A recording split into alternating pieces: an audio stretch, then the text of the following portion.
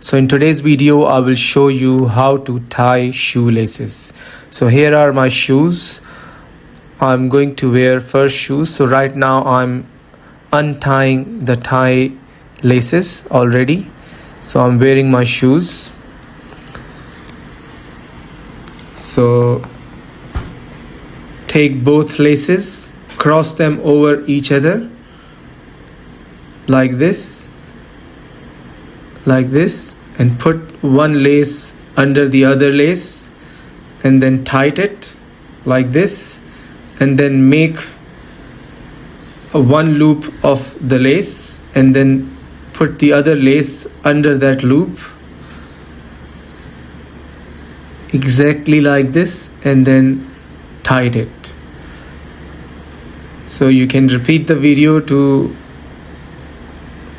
see what exactly I did. Same thing with the other shoe. Okay, again take two laces, one lace on the top of other, put that in, and then make a loop of one of the lace and the other lace, push back in like this exactly, and this is it.